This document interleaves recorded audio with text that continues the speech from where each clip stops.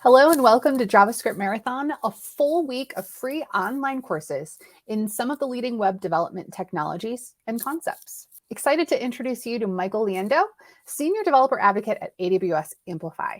He'll be presenting Fullstack AWS with AWS Amplify. A bit about who we are at ThisDot. ThisDot Labs proudly partners with enterprises interested in transforming their digital assets, upskilling their teams, and finding novel avenues for advanced integration. If you're interested in seeing some of our work we've done with our amazing clients, take a look at our portfolio page at thisdot.co/portfolio. This.labs is hiring if you're a senior software engineer or engineering manager. Send us your info at jobs@thisdot.co. A couple of upcoming events in the next couple of weeks. State of Headless CMS is on July 26th. State of Vue, July 28th, State of Web Components on August 9th. And with that, I will turn it over to Michael. Hey, everybody, and welcome to this special JavaScript Marathon. We have Michael Liendo here today, and he's going to be talking about AWS for developers, for front-end developers specifically. Hi, Michael, welcome. Hey, thanks for having me. I'm looking forward to this session, this episode.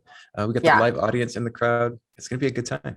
Yeah, it's going to be really fun. So go ahead and let you take it over here. But perfect. I was telling you so. Go ahead. Oh, go ahead. No. Go. You go. No, you go first.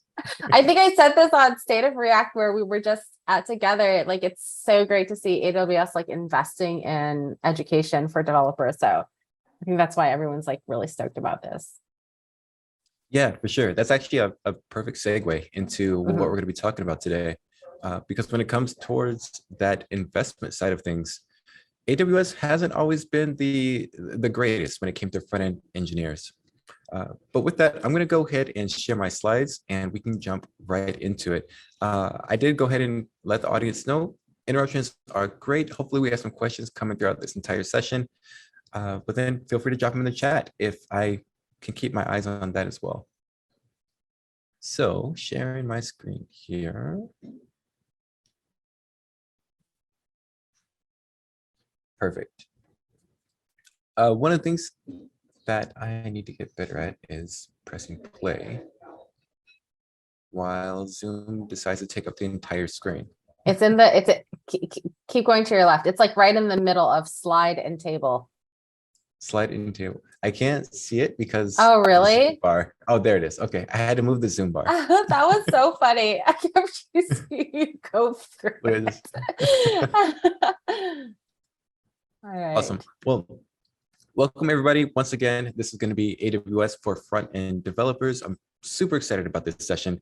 We're going to be talking about a bunch of things. We're going to be building out full stack applications in this. We have a full featured demo. But I'm getting ahead of myself already. We're going to be talking about Amplify throughout the way. Let's go to kick things off. I'm not a huge fan of slides, so let's just kind of go over the itinerary of what we have. So as I mentioned, how AWS is structured is going to be one of the things that you definitely want to know if you're working in this ecosystem. This isn't going to be, sort of spoiler alert, AWS isn't in someone's garage, at least not anymore. It's kind of this global network. And you can learn a lot of great things by following sort of the playbook that AWS has out for the world to view. Started off as a bookstore, turns out they're really good at selling books. So then they ventured into other items. And then as the story went on, companies wanted to learn how to build their own version of AWS. So a bunch of different microservices ended up becoming what we see today, where we have over 200 that you can participate in. So that's a lot, but we're also going to be chatting about why front-end developers should even care about AWS. And specifically on this third bullet point, where does AWS Amplify play a role in that? Because AWS hasn't traditionally been the best place for a front-end developer to really find a good comfort zone. I like to think of like this warm hoodie that I'm wearing. It just kind of makes you feel good. And that's where AWS Amplify came into the market. So I got a quick demo that'll showcase that, and then we'll recap with a couple of things and housekeeping items at the end.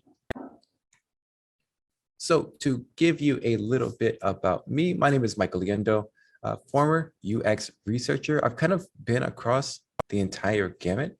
where I have designed applications from a UI level. Turns out I'm really bad at that. So then I wanted to do some researching and understand what makes people tick, what makes them click on buttons, etc. So a bunch of user stories and various trainings to help facilitate that. I've worked in both startups and enterprises, but I am completely self-taught. I really just kind of picked up a book one day and went about it. It's kind of cool that I'm at FANG. And that's what really got me into DevRel, a big focus on what I do and what helped me get here. It's just the sheer fact that I love talking in the community, putting content out there, blogging, creating videos, etc. These last two bullet points are really true to the heart, though, where I will work for tacos. I have worked for tacos. If you have a taco truck, I will find it if I'm visiting in your area. And then a lot of folks ask me, hey, I know you as Focus Otter Online. What's that story about? Well, turns out AWS has a service called the CDK, and their mascot is an otter. And I really, really, really wanted to get on that team. So I formed an LLC. It's called Focus Otter. And fast forward, and turns out they actually never hired me. But it helped that to get the attention of the Amplify team. And that's who I work with today. So there we go on that. But yeah, hit me up with any of that good stuff. Just if you see MT Liendo, that's me. If you see Focus Otter, that's me as well. Okay, so chatting about AWS, we really got to understand, the scale and what this looks like at an architectural level. Now, we're not going to get into any of the nitty gritty, but some of the things that you want to keep in mind is that when you deploy an application, it's not going to one sole computer. I think we all pretty much get that part. But where is it going and how is this distributed? Well, AWS distributes its network in what are known as regions. There's various regions throughout the world. One of the most, common known ones is US East 1. You typically hear that as the most popular. It also makes it the most volatile because it's the most popular. But then you also have US East 2, you have some in Frankfurt, and in each region, you have various availability zones. Those availability zones are made up of various data centers, and you just sort of sprinkle that network until you have pretty much a mesh of services that can communicate to one another. Oftentimes when you deploy your website, it will automatically be distributed. We'll talk about that a little bit more as we get along with the demo and what services we're using. But the key point with this is that we're constantly adding regions and availability zones just to make sure that your application stays live and your customers don't get negatively impacted. But that leads us to this part here. And I want to stress, this is half of the AWS service list that is constantly growing. And I'm going to talk about 5 today. So what you can do with AWS is vast. And the way that it works is we're constantly creating what are known as primitives, just small services that solve a particular customer's use case. AWS is very, very customer obsessed. And so we listen to that feedback and we say, you know what, we can create a solution just for you. This can be everything from how do I send an email to how do I deploy a satellite into space and have 5G connection to that. I apologize for the background noise there. But this can really take in the form of many things. As you can see, we have IoT here. We have blockchain here, storage categories, and there's things for game development and front-end developers alike. So you saw that intimidating list, right, of why front-end devs should care about AWS. And I really like this graphic right here because it really speaks true to the fact that this is pretty much me. It's like Swag Daddy in his lab coat, headphones on, just not really caring what's going on. But there's the UI part. He has his chemicals. He's working with his colors. I just love working with colors. That's the front end. And then there's that scary Kraken. It's there's the back end over there. Don't touch it or it's going to attack you. This image is me. And when it came to learning about AWS, I was just how in the world am I ever going to wrap my head around this? And why should I even care when I will spend days, weeks, just trying to understand the current landscape of the front end world? How would I ever get to know the back end world? Right? Well, the cool thing about all of this is that we have a concept at Amazon known as undifferentiated heavy lifting. And then there's one takeaway from this. It is that Swag Daddy pick was cool, but if there's a second one, it is that undifferentiated heavy lifting is a concept that you should know and love. What this essentially means is your users, they just don't care if you roll your own authentication system. They don't care what database you use. And they don't care, what API you're actually reaching for. They just want to make sure that they can do all of that stuff and interact with your site reliably. So when it's undifferentiated, we're talking about the things that don't matter in your application because everybody else is going to have them. Everybody else is going to have a way to sign in, right? They're going to have a way to hit an API.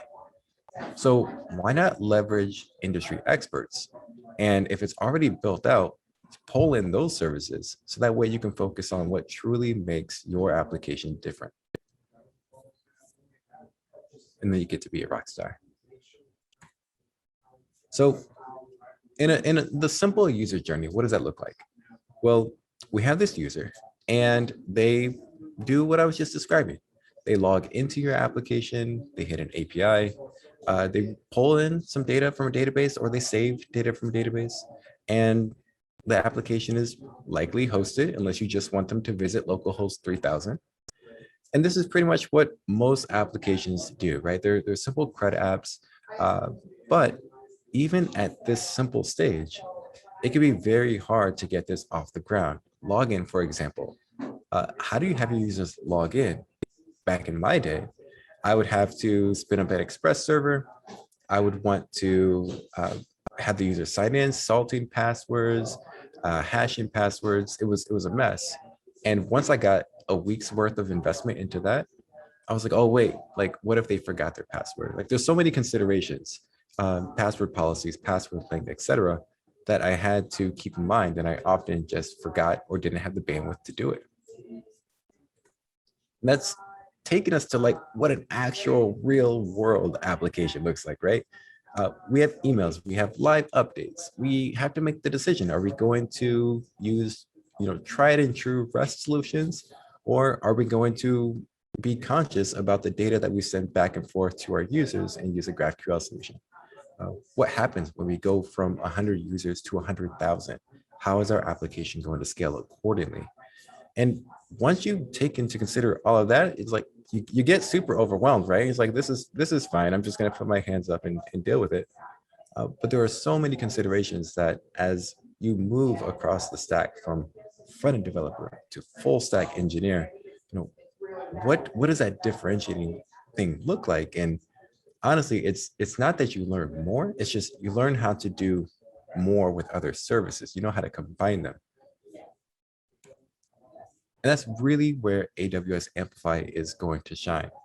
This is purpose-built for front-end developers like myself. Even though I work in the cloud day by day, I very much so consider myself a front-end developer, tried and true. AWS Amplify came around to say, look, that backend stuff is hard, but we have engineers that work on this and specialize this, right? Like, imagine someone who just wakes up every day and they're just happy because they're working on a database. That sounds awful to me. Like, I would never want that job. But there's folks out there that love that love working on APIs or love thinking about access tokens and refresh tokens, and they specialize in it. Those are the folks that I want in my pocket so that I can quickly build out the features that, again, is undifferentiated heavy lifting. Let them focus on that so that my customers can get the value that I'm going to provide to them. So when we talk about Amplify, AWS Amplify here, it's a bunch of things. It is a command line interface. It's a UI component library. We just released that. That's generally available. It's a hosting solution where you can deploy your application to it. If you're used to Netlify or Vercel, same concepts apply. You can just put your application on AWS, something that has traditionally been very, very hard to do. And then we also have a graphical user interface. One of the coolest things that we just launched this past reInvent session this past year was the fact that you can design your application in Figma, import your design file into Amplify, and it will automatically convert that into React components for you. Pixel perfect design. We're going to be talking about a couple of these things today in the time that we have. The one that we're going to be focusing on is this command line interface, this bullet point number 1, and this second one, the UI components. So we're going to build out an entire application in the time that we have here. And from there, we can go ahead and open it up for Q&A, discuss other options, and see if Amplify is the right fit for you when you decide to build out your next application on AWS. Now, I'm pretty opinionated as a developer advocate that works on the Amplify framework, but I truly believe that if you're building out a front-end application, the place that you should start is Amplify. It may not be the best fit for whatever needs you have, but I guarantee there's value in it for anyone because of the customers that we have using it. So what does this look like and what services are we going to be using? Well, think about that simple user journey that we talked about earlier. A user needs to log in, a user needs an API, a user needs a database. Just about every application you build out these days is going to be needing that. Well, in that case, we can swap that. And we could say, well, we have Amazon Cognito. Now, typically in an application, and again, this is kind of an homage to when I was started, we put our users in a database. Turns out that can be pretty bad, right? You usually want to offload that to a third party just because you don't want to deal with the salting and hashing of passwords. But when it comes to AWS, we have a dedicated service. It's not in a database, and you have a user sign up, and it's more of a user directory. For the API layer, we're going to go super modern. We're going to be talking about GraphQL, but this is a managed service. And when I talked to you earlier about what it means to prefer managed services, that means it will automatically scale. This API will go from 0 to hundreds of thousands, and you don't have to make any changes to your application. It's built that way. Same thing with DynamoDB. That is our NoSQL database. I'm sure a lot of us started off with SQL. I'm weird in the sense that I've never written a line of SQL in my life. So we're going to be using a NoSQL database in this, and it's a first-class citizen on AWS. Anytime you visit Amazon.com, this is what you're using behind the hood to store your data. Tried and true, and we're going to be taking advantage of that today. This is all wrapped into the context of a Amplify application.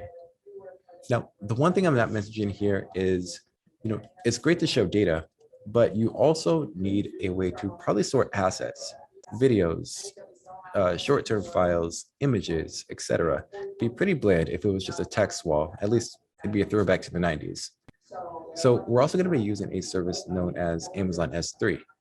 And this service is going to be great because it's going to store those images, and I'll show you how we can have ready access to them. So that way we can display things in our application.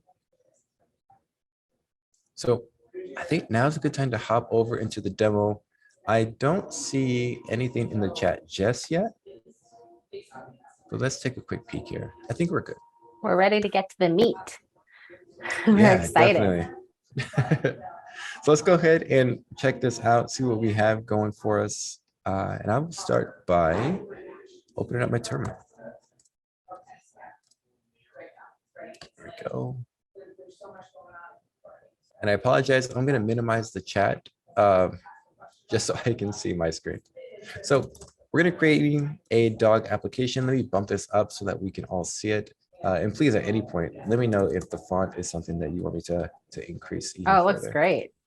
It's very big.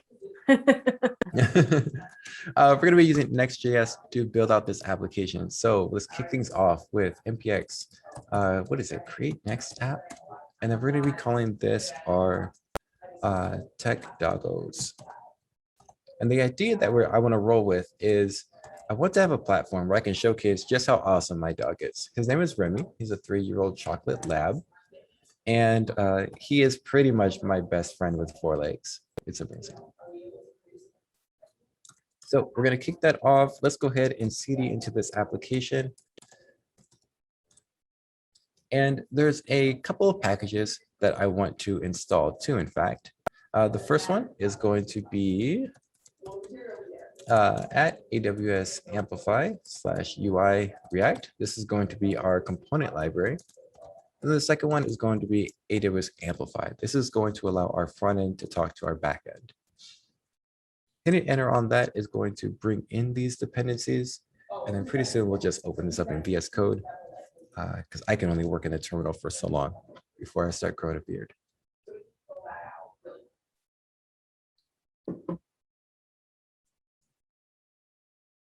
Perfect. Cool thing about using XJS is that we get that easy file-based routing. We're not going to be doing any page manipulation today. It's really going to showcase these Amplify services. Now, if you're looking to get started with Amplify, I would defer you to our docs. It has an excellent getting started guide, but I already have Amplify configured in my package. So I'll show you what that looks like as I kick things off. So let me go ahead and let's see here. A couple of housekeeping things that we can do right away. Over inside of our _app.js, let's wrap this in an Amplify provider. What this is doing is setting our project up so that, I promise I can talk and type at the same time. There we go. To have all of our styles and to make our application aware of Amplify, we're going to wrap this in a provider. It's just using the context API under the hood. So that way it knows when there's a user and it knows how to render our components, etc. Another thing is that we can use, get imports, there we go. Our CSS library. Since we have a UI library, I'm going to import the CSS files that go along with that. I think an easy way to do this is to just duplicate that and then do the /styles/CSS. Awesome. And this is all we need to get the UI part taken care of, but we're going to be doing more than that, right? We're building out a full-on application. So I need to go ahead and initialize this so that it knows that we're in an amplified app. This is where things get pretty cool because, let me bump this up one more time for us. I can come over here and I can say Amplify init. Now I mentioned I already have Amplify configured as a global dependency. So using our CLI, there we go. And it's like, all right, let's do this. Let's enter a project directory name. I think TechDagos works well. It's like, all right, and now it knows based off my package.json how I want to likely structure this application. So it's suggesting, do you want to use the above config? This is pretty close, but let's go ahead and hop through these options to see what else we can do. I'm going to say no. And it simply walks me through. Now, inside of my application, similar to Git, I can have multiple backends. It's going to kick me off with a dev environment. Works for me. What VS or what editor are you in? VS Code. And then typical defaults here. It knows what framework I'm using or what library I'm using. And then when it comes to the framework, Create React App, I believe, uses source directories, but Next.js prefers the root directory. So I'll just say dot there. As far as the dist path, I don't think Next.js has a build directory. It's more of a .next directory. And then everything else is pretty much the same. Now, because this is trying to connect my front end to AWS, it needs to know, like, hey, do you have AWS credentials already set up? I already do, but if I didn't, it would walk me through the creation of that as well. So I want to use an AWS profile. The one that we're going to be using today is this Focus Otter one. Michael, question then, while it's loading. Yeah. Can you make it work with SSO? Speaking from the experience of having a lot of trouble with that. You can. We just updated our documentation for single sign-on for those that are wanted to do that. Oftentimes, and I guess the use case for that is that you'll have something like an AWS organization where folks don't have those credentials stored on their local machine. In fact, they want to sort of get kicked off to have single sign-on enabled. You can absolutely do that. Dustin, we can absolutely chat afterwards if you like. I have so many questions for you about it. So yes. Perfect. I love when folks bring their questions to me for sure. For those of you that don't know, Dustin and I, we've chatted about Amplify extensively. So he knows he's more than welcome. I love this stuff. We just enabled telemetry. Is that how you say it? Telemetry? I always want to say telepathy, but hey, if you want to share non-sensitive information with us, so that way when things do break, we can have a better understanding of that. Cool. Now, all that did was create a simple file known as an AWS Exports file. So we right over here. Nothing too crazy, nothing too secret. It's going to be stored in here. Just a bunch of configs. To kick us off, it knows what region we're in, right? And we talked about regions a little bit earlier. Cool. So I know my application is going to be stored in US East 1, and that's based off of the AWS credentials that I have for this account.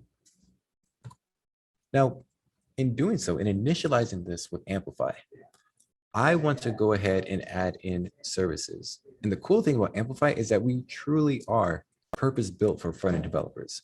So we don't say things like, hey, since I'm adding authentication, I don't want to say Amplify, give me some Cognito resource. I just want to say Amplify add auth and let it do its thing.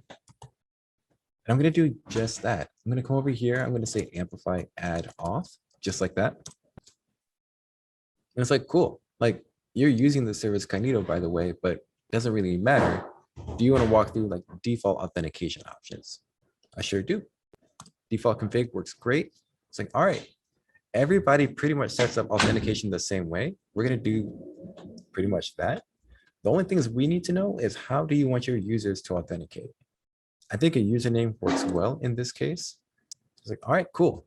We're going to go ahead and have a default password policy where they need to have a capital letter. It needs to be at least 8 characters, etc. But if you want to get advanced stuff going on and you want to get into the nitty gritty, then go ahead and let me know. I think I'm good here. Done. We just added authentication to our backend. Now, I haven't pushed this up to AWS. It's just all local, right? We'll get to that in a moment. But, and I do want to emphasize that this is just on the backend. This doesn't give me any of the UI components. It'd be really cool if Amplify had a way to just have UI like create that stuff for us. And that's why we did. We have just that.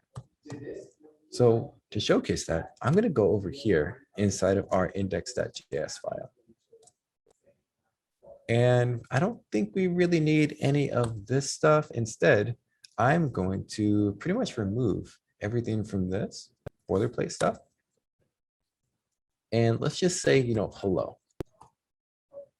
Now, as of right now, this is just going to display the text hello.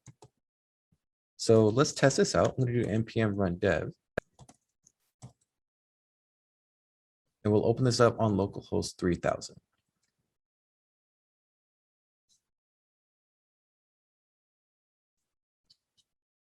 This is also the first sanity check to see if I have any typos, which I promise there will be plenty.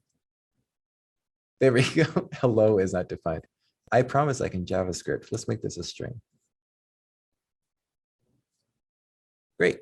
Right up there in the corner, we got hello. Bump that up in size. But I promise you authentication, right? I mean, this is super powerful stuff. I need somebody to be able to sign in to see this awesome text hello. Let's tweak this a little bit. We're going to get rid of the export default, and we're just going to move it down here. So as of right now, everything's the same. But what happens when I start to wrap this in a component that we have called with authenticator? And just by doing that, and having this refresh, well, let's fix the size. We now have full-on authentication. Our users have the ability to sign in. They have the ability to create an account. All the fields are created for me. If you forget your password, enter in your username. We'll go ahead and email you out a code. Email is just already configured. You can go back to the sign-in. Again, all I did was just say with authenticator to get that entire front-end experience. Now, I mentioned I created our backend authentication locally, but it's not pushed up to AWS. So if I tried it now, it wouldn't work. Let's fix that. Let's come over here. I'll open up a new terminal tab. And I'm going to say Amplify push. When I run that, it's going to see what services I have created in my application. It's like, oh, it looks like you created this resource that we stubbed out for you called Tech Doggos with this random ID, and it's an auth category. Yeah, that looks in tune with what I just did. Do you want to go ahead and continue? And I'm going to say yes. This will do all of the permission mapping. It will check all of my credentials, make sure that I have the rights to perform this operation, and use a service called CloudFormation to create this resource in AWS on my behalf. It gives me all the logs so that I make sure everything is going well. And that's it. Like, I mean, if you think about it, I did Amplify Add Auth, and then I did Amplify Push, and it kicked off this entire process for me. Pretty powerful stuff. And it's just wild to think that back in the day, this is something I would spend a week on, like just this. And now we just gotten to a point where undifferentiated heavy lifting, right? I can kick this off in a minute. Are there, now that you have like a login, do you have relative paths for like to just create a link on the page for like login or sign up? Yeah, absolutely. So what I'm showing you right now is our highest form of component. We have a with authenticator, which is just going to give you everything out of the box. But you're absolutely right. A lot of customers, they want more control over this experience. You know, they have a personal brand. Now, this component will allow you to change simple things like the colors to match your brand.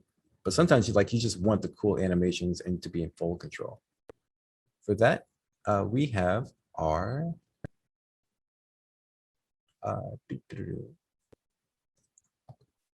let's just do auth right here.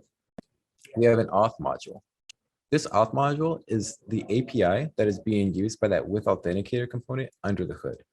So with it, you can do things like auth dot, and then we have sign in, sign out, right? So that way you can display things how you want and then just call these methods at the end. And you can see there's quite a bit of things that you can do. Confirming the password, getting the user session, etc. Cool. Awesome. Thanks. Yeah, for sure. So we have our front end, we have our back end, it's being pushed up. Let's go ahead and tie the two together. I'm glad you brought that question up because I forgot to do this. So I'm going to say, we're going to import that Amplify library that we installed earlier. We're going to go ahead and import that config.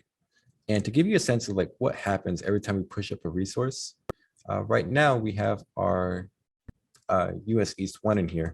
But once this gets done deploying, it's going to bring in our Cognito config. Nothing secret, again, just sort of getting us a sense of what's happening under the hood. All that stuff is going to be populated inside of this AWS Exports, so I can configure Amplify to take advantage of that. I'll do just that. I'll say import that config file from going up one directory, AWS Exports, and then I'll simply tie the two together by saying amplify.configure, pass it in that config, just like that. Looks like the deployment just got done. The initial deployment is always the longest, just like most things. So if you look at AWS Exports now, you can see everything that got created for us. You know, what information are we capturing from the user? Do you have multi-factor authentication? Again, we didn't do the advanced options, so this is what we're working with. You know, and if you did have that turned on, how would that message be sent? What is our password, minimum length, etc. A lot of good things get tied in here, and we didn't have to think about it. So let me go ahead and make sure that this works, right? Let's sign our user in. I'll probably just give this a refresh. And let's go to creating the account, bump this up just a little bit. Let's do focus order. We'll have our name in here with a password. Thank you. You can see like I mistyped my password. All of that validation, again, didn't have to do it. Create the account. It's going to send me a one-time password code. Let's see here. 49739.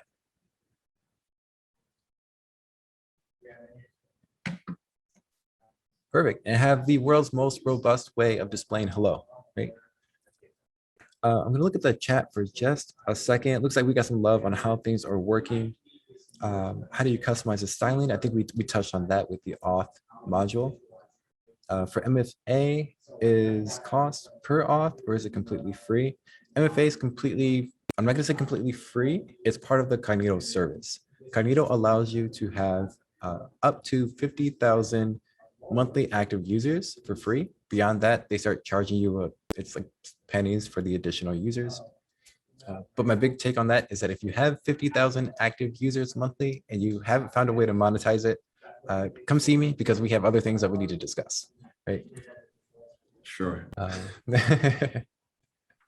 One of the things that I've run into Using other like Auth services like Auth0 is once you get signed in and get going, if you go to like a user profile page, adding profile metadata, like a username, an image becomes sort of a huge dance of like, I've got to send it to my service account and then I've got to sort of auth as my own service account. Does Cognito handle an authenticated user updating their own metadata fields? Yeah, there are, I believe, 12 user attributes that can be applied. So it ranges from work email, profile picture. I would say all the common ones, gender, address, things like that. And users can feel free to update those at any time. And then in addition, you can create custom attributes. Those are a little bit trickier to update. Once you create them, they pretty much have to stay there. Not that they have to be used, but they have to be present. But yeah, Cognito will let users update those. And in fact, Amplify has a handy wrapper where folks can do just that as well. Thanks. For sure. All right, so let's kick this off. I think I have an awesome Excalibur picture of what we're trying to accomplish today. Because again, I need to showcase like the best doggos. So nothing too crazy, right? We're just gonna have a header. But the implications here are what we're going after. We're gonna have a bunch of cards. Each one is going to have an image, presumably a dog picture. And then I just want to keep track of, when was this picture taken or rather uploaded? And then what is the title of what's going on here? Pretty much your standard CRUD app where we can create, we can read, and then we'll talk about how you would update and delete, but it'll be pretty straightforward once we get to that point. Great. Well, I mean, in terms of that simple journey, we have authentication in place. And then now we're just going for our API and our database, which traditionally have been their own hot topics, right? But with Amplify, we would do something like Amplify Add API. Now, the cool thing is this front-end landscape, we have two ways of interacting with APIs, right? We have Graphql and we have REST. I'm going to, for the sake of this tech talk, choose Graphql.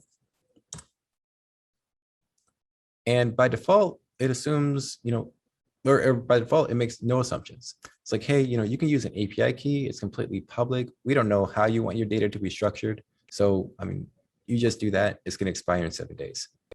We have Cognito set up. We already done that. So we're going to use that as our default authentication type. Now we can layer this, right? We can say, well, I want some things to be completely public, some things to be protected. It's really up to us. So in this case, though, do I want to configure any additional types? I'm going to say no. From here, I'm going to click on continue. Now, the cool thing about GraphQL is that it's schema-based, right? So we have several templates that you can take advantage of, or you can just have a completely blank one.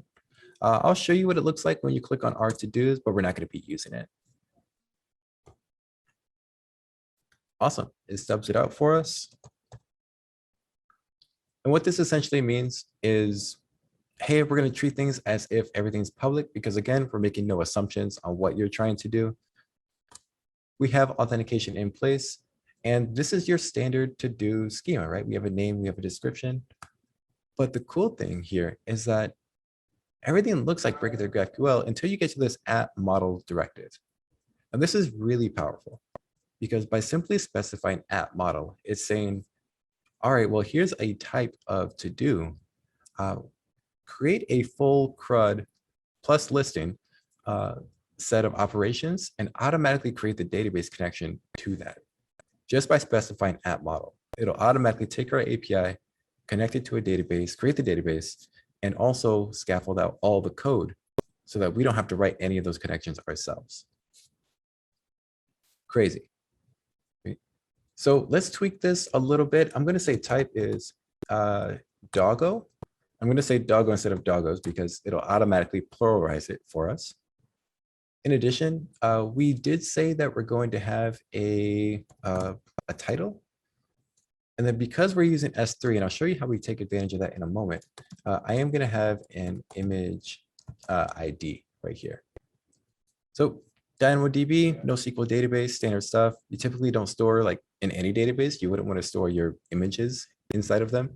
You would store a key so that way you could reference wherever your image storage is taking place. That's what we're doing here. We'll make it required with this exclamation point, but I don't want anybody to have access to this, right?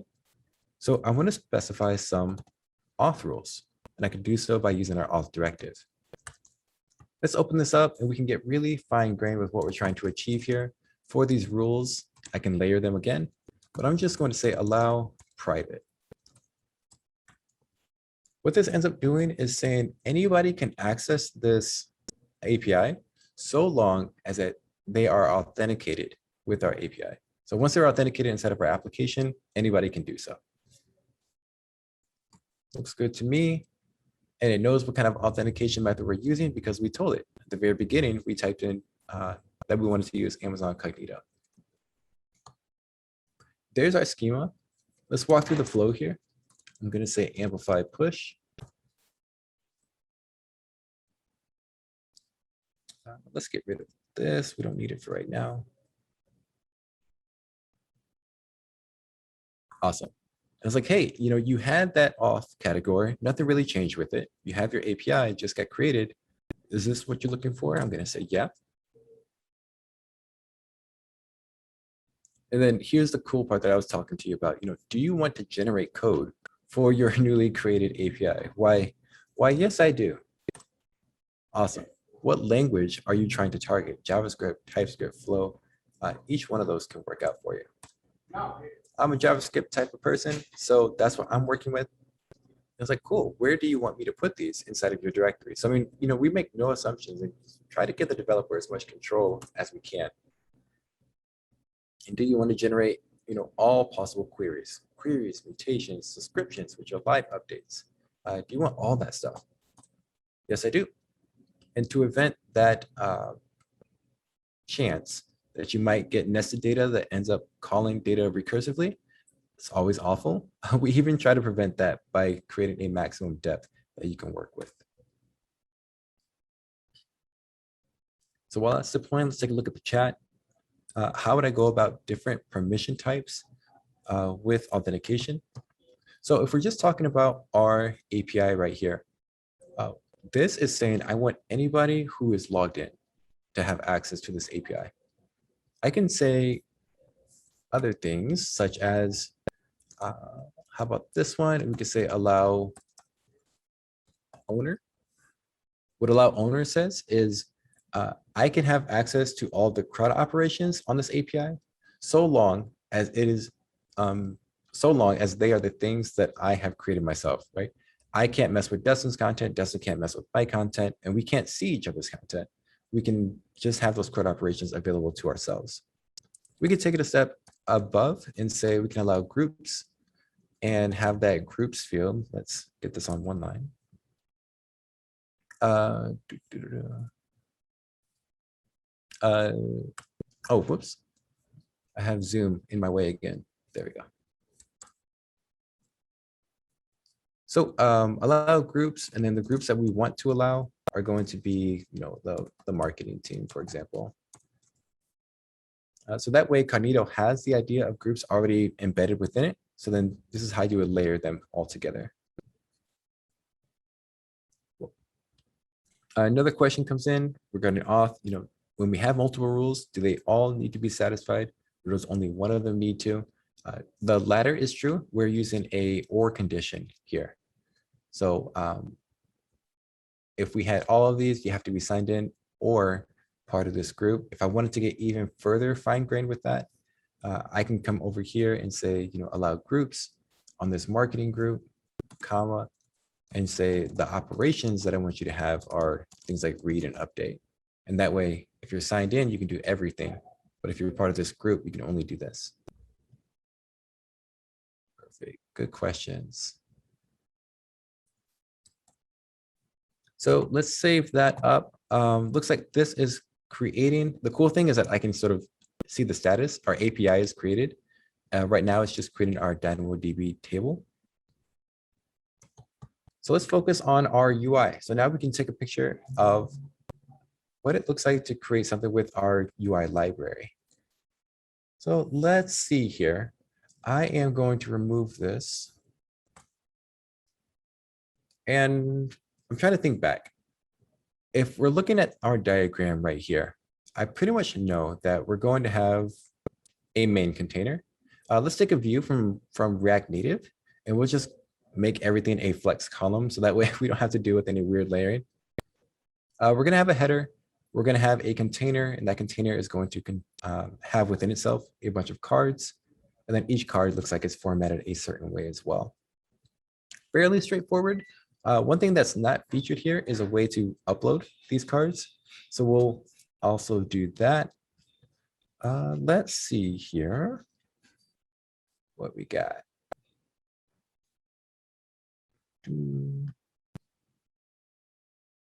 Whoops, let's flip back to the code. So I'm thinking, let me open this up over here.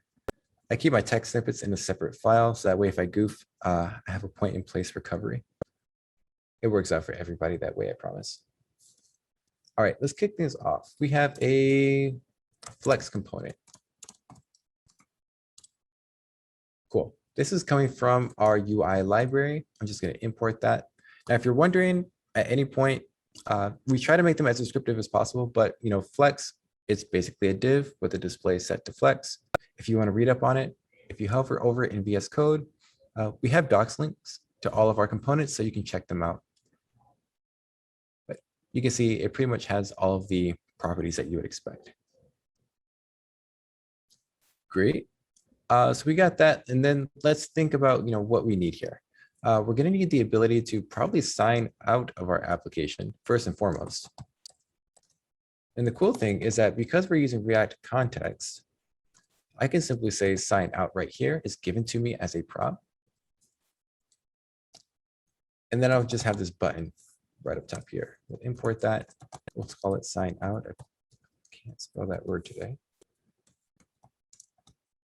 And then on click, we'll simply call it. Perfect. We have that right there. Just a button. Let's check and make sure that that's working though.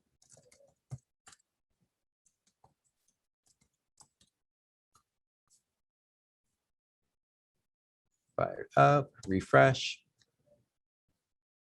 And hello should be gone. And we should just have a fairly basic button. Looks good. Sign out. And I mean, that's full authentication flow, right? I mean, things we kind of take advantage of, but it's super, super powerful. Focus otter is what I'm calling myself today. And we're back. On to the next piece. We are going to have a heading. Just like that. Typical thing that you would expect is just going to be all of your H1 through H6s. Let's say that this is a 2. And as far as the text, we'll just call it something like, best doggos in the world. The little dog emoji. Go. Using the Rocket program to get the cool little Slack style emojis. In case anybody's interested. Next up, we're going to have a form. This form is going to be pretty straightforward. I'm assuming that we all have some familiarity with HTML and React. So let's just say that this is going to have a handle submit in here. Not going to be the best style of programming, but you get the gist. We're going to have a text field component. This text field is going to be your standard input. Placeholder is going to say something like, enter a dog title. We can automatically pass it a label inside as a prop. So we don't have to wrap this inside of a label ourselves. You can see I'm getting pretty cool IntelliSense as well. It's the small things sometimes, folks. You gotta love it. Title. And then because I'm going to be lazy with my form, I'm just going to give this a name instead of doing the song and dance with with using state and make it a controlled component. Don't add, All right, as far as the next one, we're gonna have a text field. We need a way to upload the image. Again, this is gonna be fairly straightforward. We're gonna make the type equal to file. Cool. A label is just gonna say something simple like choose a dog pick.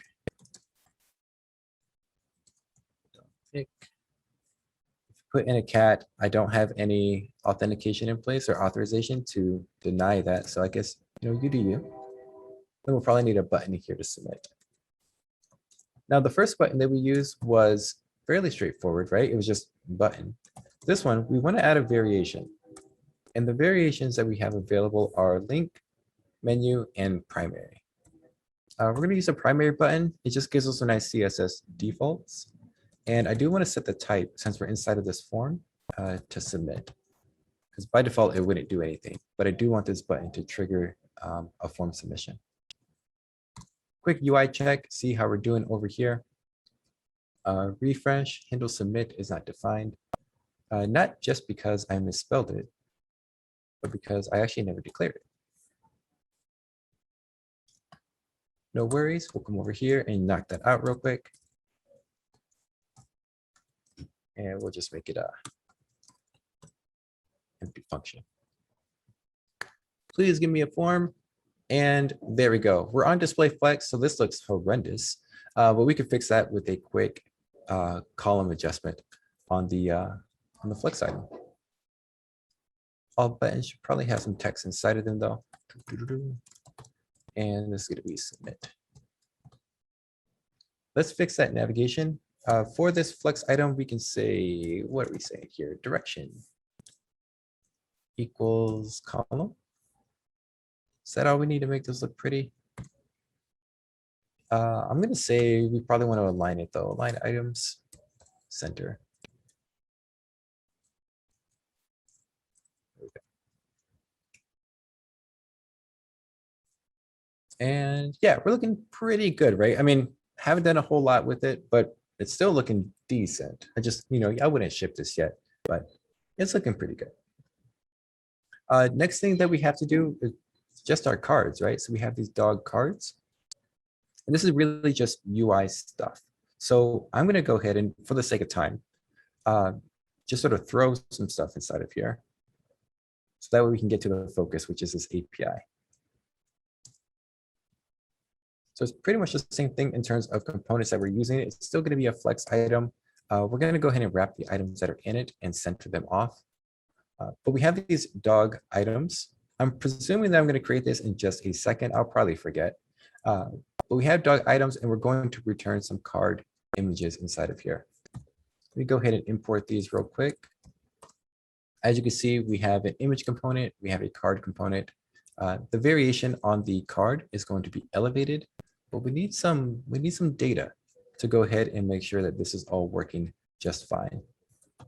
So let me make sure that I have all of these imported.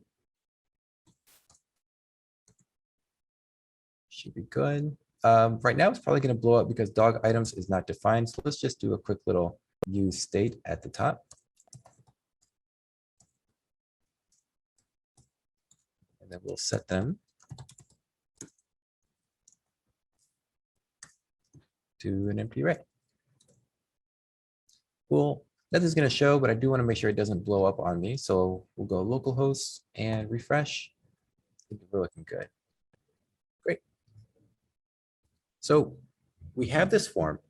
We really just want to create a way so that folks can upload items to it, have it stored in our database, and display that on the screen.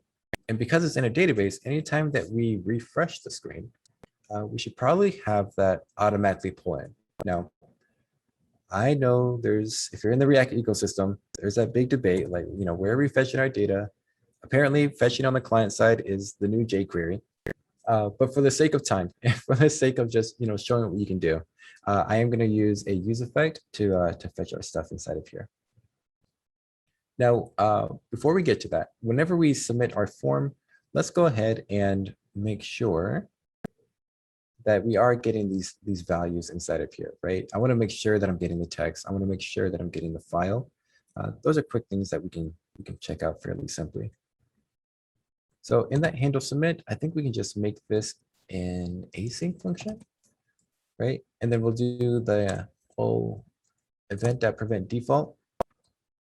And I'm going to go ahead and use those name attributes. That's why I put them here. So we have dog title and dog pick. I didn't give this one the dog pick name. There we go. I'm grabbing the file, and we can presumably just log these out, right? Title, and then dog pick file. Cool. I think this is a quick little sanity check we can do. Let's open up the console and see where we're at.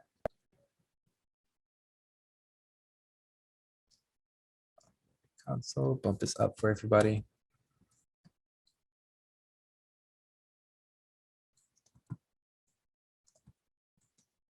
Hello all. Throw in a pic of Remy. Don't worry, you'll see him on screen in a little bit. Click enter. We have the image, we have hello all. Awesome. I think we're ready to move on to the next section here. Quick peek at the chat. Yeah, that rocket extension is pretty dope. Okay, so I think now we definitely have our, scroll all the way down here. We have our API deployed. It gives us the endpoint of our API. Now, the cool thing is we actually don't have to even type this out. Using the Amplify libraries, it'll automatically pull that information in. And I know that it's going to do that because we have that over in our AWS Exports file. In addition to the Cognito stuff we saw earlier, it now has everything that it needs to know about our GraphQL endpoint. It knows how it's authenticated, it knows what region it's in, and it has, as I mentioned, the endpoint right there. So when it comes to fetching data, we can do so pretty easily using some of the wrappers that we provide. The first one is going to be our API category. As I mentioned, we're going to sort of put this data inside of our database anytime the user submits this. So let's go over here. And what this looks like is we could say something along the lines of const, and because we're in GraphQL, we got to destructure this data, but it's pretty much going to be await, and then we have an API module. I'll import that. By default, it uses REST. We're using GraphQL, so I'll say .GraphQL. And then by passing it in an object, we went to give it a query. And up until this point, we haven't really discussed what that generated code looked like. If you remember, when we defined our API and went through the CLI, it was like, hey, do you want us to generate some code for you? This is the part that still, like, to this day blows my mind, because if I open up my file system and bring this over a little bit, over here inside of our source directory, we have a GraphQL folder and it has all of our queries. So what I can do is say, well, if I am posting data, well, there's a mutation. And sure enough, we have all the code that we need to create a dog, to update, delete. And same thing with fetching data. We have the ability to get one item, to get a list of items. It's all generated for you in addition to any conditions and inputs. Sometimes you want to filter the data, right? We provide those for you. So let's take advantage of that and say that we are going to, I believe it's called create doggo. Oh, VS Code. Sometimes you like the files to be brought in manually. That's okay. import this from slash, was it source? Yep. And it was our mutations. There you go. Great. Now it needs to know, like, what data are we going to be storing here. So let's take this to the next step. And we're going to give it our title, of course, whoops, as variables. And typical GraphQL stuff, we'll have the input here. And then inside of that, we'll have our title, which is going to be this pic title.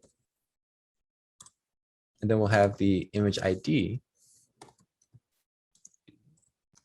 which is going to be our .pic file. But this is the entire file, right? So in that case, we just want the, let's do a .pic name. And that's going to equal this pic file .name. Good catch, Michael. Thanks, Michael. So we have this. You might be wondering, like, hey, why are we putting the title? Why are we putting image ID? If you think back to our schema, it's because that's what we specified. It has to be a string, right? That ID property is automatically going to get created for us. So we don't have to import anything like UUID, or even better, put in like 1 and then 2 and then 3. Don't worry, we take care of that stuff for you. So we have this. What else can we do here? We have that data. Let's make sure that this is actually working. So let's log this out. Console.log. And then we'll just do this, this data. .pic file, what's going on here? .pic name, it's freaking me out. It's not highlighted. What are you trying to tell me? Couldn't find .pic name. Okay, are they exactly the same? It's dig pic. Oh my goodness. There you go. I appreciate it. I would have looked at that forever. And shout out to VS Code for catching that. It's pretty cool. So let's go ahead and let's bring this to the top. Let's just say, hey, here's a sample. Choosing a file. Go. Submitting. And sure enough, right, we got data back from our API. So we have an ID created. Created at was automatically created for us. So was the image ID is set. Updated at automatically got created. Titles there, including my lack of the letter E. But yeah, I mean, just like that, we're getting data from our API, right? Pretty cool. And we've already completed authentication and our API and set up a database. At this point, we're just kind of screwing around with the UI to make it look nice. Once we get that done, I mean, it's just time to browse Reddit for the rest of the day. So we have this in place. Really what we're trying to do is, now that we have those, that dog data, we want to display it in the UI, right? So once that gets done doing its thing, go ahead and take it, and then just set our dog items inside of our state. Right? If you recall, we have set dog items right here. It's an array. Go ahead and take that information, put it in state, in addition to any of the existing items if they're there. Now, this is fine, but I mean, I keep talking about like uploading an image and doing that stuff, and we haven't done that yet.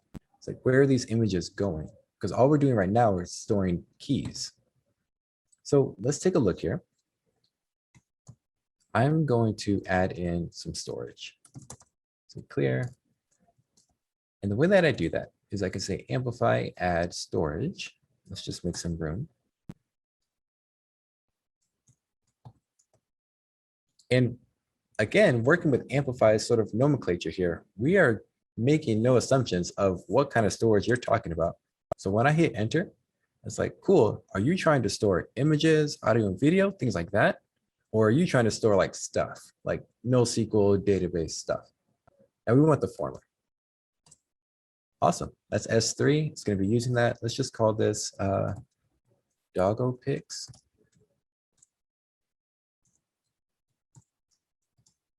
Call that locally as well as our bucket name. Oh, you don't like that. What's it? No capital letters, probably. Cool. I was like, cool. Who should have access to this bucket of images? Like, well, you have to sign in to take part in the application. So auth users. Cool. What should they be able to do? Now, thinking about this for a second, if this was just my images, I would probably want all CRUD operations to be applied. But technically, since this is anybody who is signed in can be a part of this, I'm going to say you can create an update, you can read, but I don't want you deleting stuff. Right? I don't want to delete Dustin's cute dog pictures. I don't know if you have a dog, Dustin. She's adorable, but she's at daycare today. Oh. Do you want to add a Lambda trigger? This is another advanced feature. You can do stuff when a file gets uploaded to S3. Such things include maybe resizing, applying a filter, kicking off some kind of analytics to see what is in the photo. But we're not going to be doing that today. And great. As normal, we'll go ahead and take that resource and push it up. I'm going to say -y. And that's pretty much just going to say, take everything, push it up to the cloud. You don't got to ask me to confirm. There's my table. Looks great. Do your thing. So we have that in place. And at this point, we're ready to start like making this real. Okay. How am I doing on time? 18 minutes left. We're good. Yeah, so at this point, we can start putting this together. We can add data, but this is just going to our API. I want to go ahead and upload those images to S3 as well. And for that, we have our storage category. What that looks like is very similar to what we have right now. So const, we can call this something like our pick data. And that's just if you want to log out the result, no big deal there. But really, we're just going to await a call to our storage category. And I'm going to put an item inside of that. I didn't get any IntelliSense, did that not? There we go. I rely so heavily on it that when I don't get it there, I'm like, I messed up. Let's take in that dog pick name. So this is going to be sort of, what are you going to call this item inside of your S3 bucket, your storage place? And then what is the data that you're going to be putting in there? And that's going to be our dog pick file. Now I could stop here, and this would make it publicly available to anybody who is on our site. But I want to restrict it a little bit more. I need you to authenticate. So the way that we can do that is to say, I want the level on this to be protected. You can see we get these three options here. Public means anybody can do anything to it.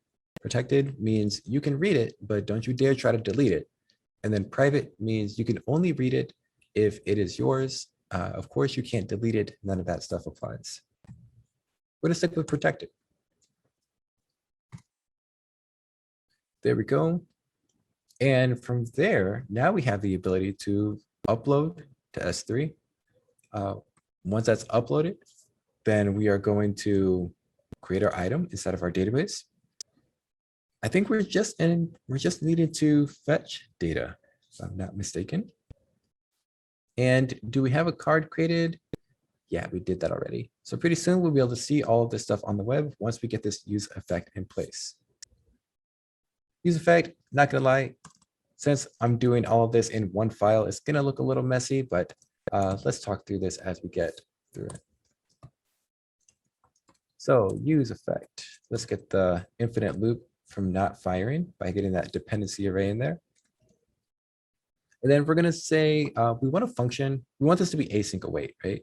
So async function, and we're gonna call this something like fetch dog data.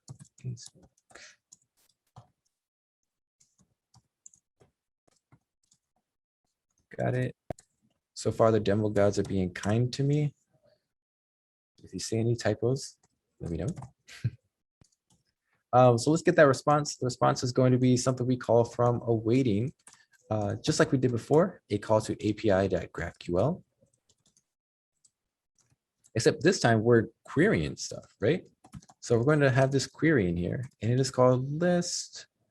Oh, it's not going to pull up for me. let's go to the top. Actually, let me just show you what it looks like. So here's our query.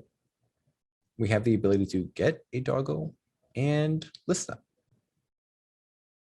This is what we're looking for right here. And let's duplicate that and pull it in like so.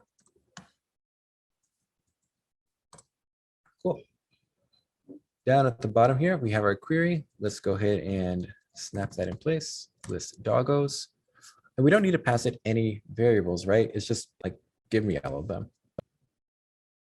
Assuming that that is doing its job, then we can go ahead and have our dog items in place. And okay, I know there's a better way that I could do this, but let's just wrap this in a promise.all. And I'll show you why we're doing this in a second. But what I essentially want to say is I want to take that response that we got back. Because we're in GraphQL, we have to sort of peel through the layers here. So response.data.list doggos. And then we get the items from that. And we're going to map over this. Now, this is where things get funky because I'm going to do an async inside of this. I would never do this in production. If you did it, I would not merge your PR. But on this show, we can do whatever we want, right? So we have this, we're iterating over our sort of items that we're getting back from the database. And I want to go ahead and take that dog URL because this dog item is going to be exactly what we sort of got back in the UI, if it's still there. It's gone. But you remember we got that object, it had the ID from it. We're going to take that ID and then we're going to fetch from S3. Nothing too crazy going on. If I come over here, I can just await, call a storage.get instead of a storage.put. Take that dog item with this image ID, making sure that I get a level of protected. The really cool thing about doing it this way is that it will give me a signed URL back. That's why I'm calling it dog URL right here. So that way it expires, right? Nobody can take this link and share it with their friend and then have it work. I think it's like 2 hours later. The link would expire. You couldn't view the image unless you're on and signed in to the application. Nice features. I could have made it completely public, but I wanted to showcase, how do you get that extra layer of protection? From here, let's just go ahead and take our dog item. We'll spread it out. Really want to spell dig. And then we'll just sort of append that dog URL right there. Great. At the end of the day, once we're all done with that, that's what's going to go in our state. Set dog items is going to be set to our dog items here. Now, I think we're in a good spot. Let's double check here. We have our image. Dog URL is what's being shown. Let's test this out. No better way to see where the bugs are. So let's say we have our dog. Let's just say puppy Remy. And do I have one where he is just super small? Let's go here. And submit. Wahaha, we're breaking stuff. Fail to construct text. Please use the new operator.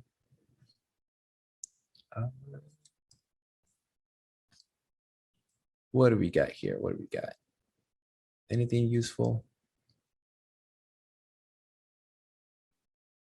Text component. Looks like we're probably gonna have to log some stuff out. No big deal. We can come right in here and we can see what we're getting for our dog item.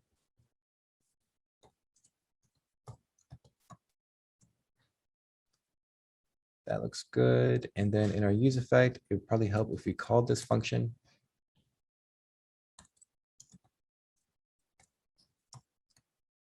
So now we should be getting data back even if we just hit refresh here. And turns out applications don't work even on local hosts if you don't run the server, folks. You heard it from me first.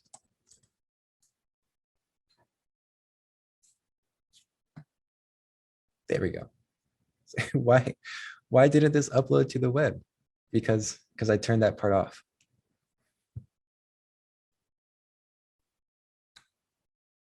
Cool stuff. Let's refresh and see what we got here. All right, we're getting that text part still. But I need to see where that is happening. Doo-doo-doo. Looks like we got 2 items stored. We have 1 for Remy, looks good. The dog URL is being constructed. You can see it's that huge URL right here. Then we have another item. Looks good. I am not seeing a whole lot. Where would that be? It's complaining about text. Michael, it looks like you imported text field, but not text. Yeah. And you're using text. That might be. It's text. And then. Good catch.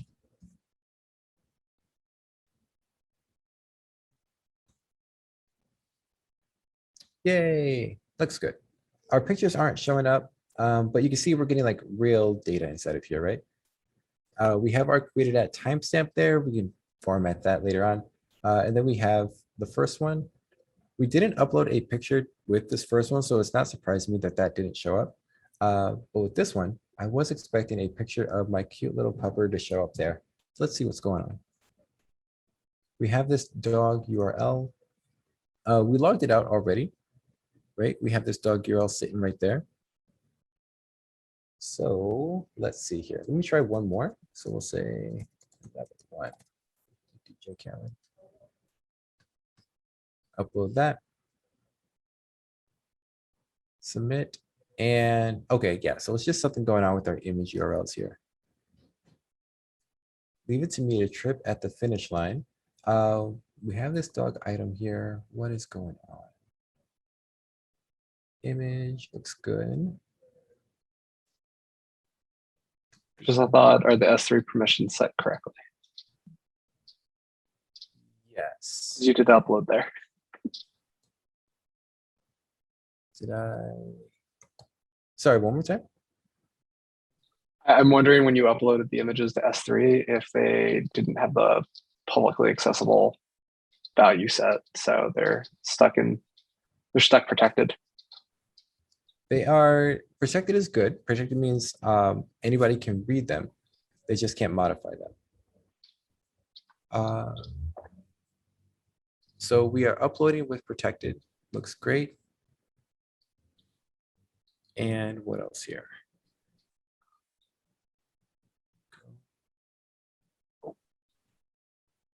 Wait, Michael, can you scroll back up real fast? I think Sure. I see it. You're not taking the data you're getting back from the storage and storing it as the image URL. You're just taking the name that was uploaded for the file and attaching that to the record. I'm not getting the data and storing it. So if you look at 22, that's the variable that's getting passed into the create on 32. But I think you actually are looking to get the URL out of 24.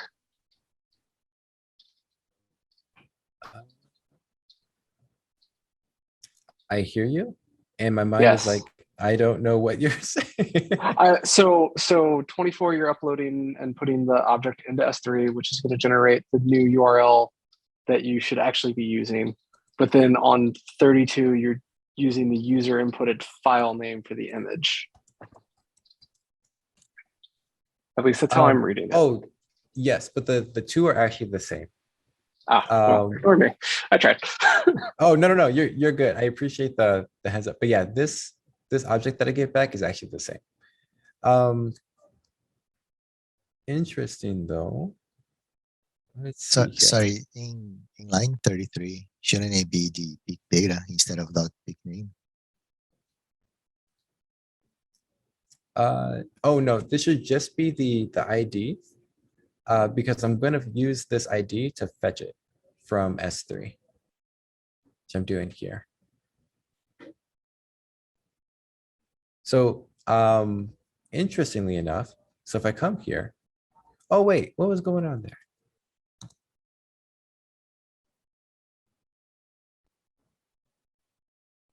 Oh, we're good. Okay. Okay. It just threw me off. So it seems like we're good here. Let me just try this one more time. Let's do, and there's Remy. He's super cute, by the way.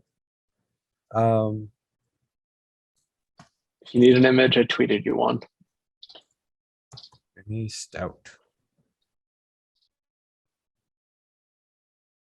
And we'll add one image here.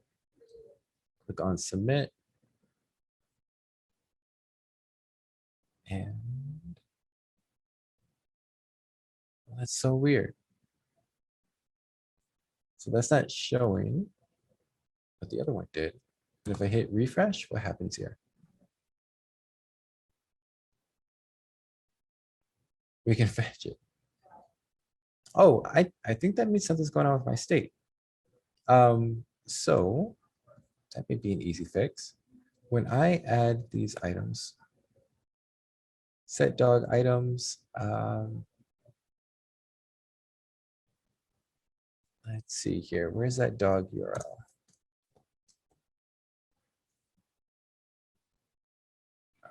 Fetch it. Get the dog item with the image ID. That's working, but when I do my handle submit, that seems to be the part that's not working. Because probably use effects that doesn't trigger again to fetch the images. I will accept that for now.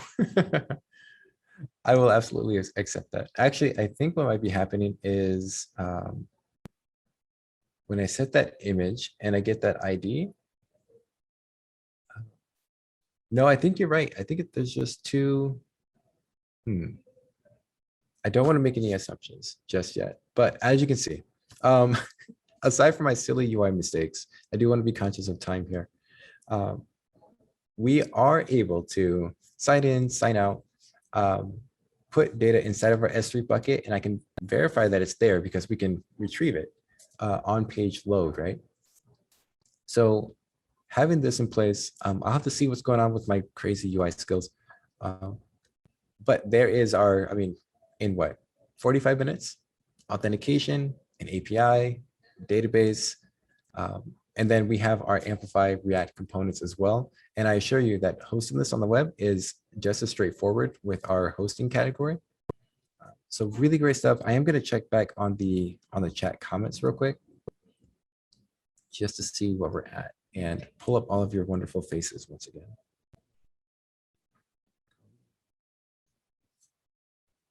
So yeah, hashtag works. Could it be the S3 is just taking a few minutes for the links to work? Like we're trying to get the URLs ready. That absolutely could be the case. It's just odd that it's not generating that just yet. Oh well. Yeah, the dog URL should be added from the pick data when setting the state. Possibly, but I'll pause on that, and if anything, I'll insert an amendment to the GitHub repo that I'll share out later on. But aside from that, there's the chat. I do want to leave you with some additional resources. So in case QR codes are your thing, feel free to hit me up on YouTube. I have plenty of tutorials showing you how to do some pretty complex stuff, all with Amplify. And then of course, you know, as an aside, there are the official Amplify docs that you might want to check out as well. Cool. Well, I definitely want to thank you all for your time. Yeah, and such an easy, like, scan my QR code. Maybe we should start doing that. Oh, yeah, I'm all about them now. I'm all about them.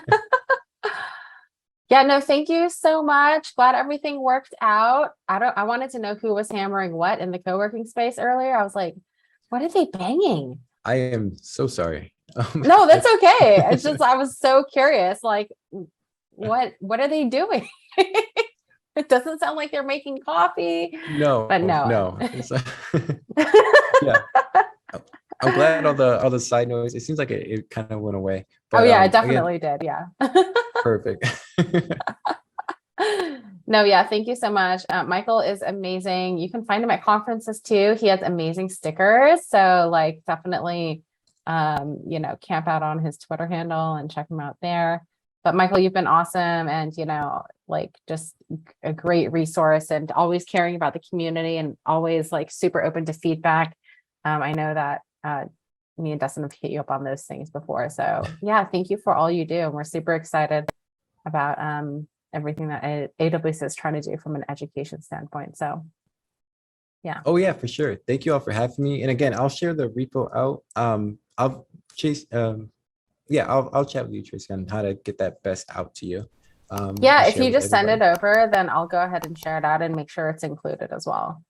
Cool. All right. Okay. Thanks, everyone. See you all soon. Definitely. Bye.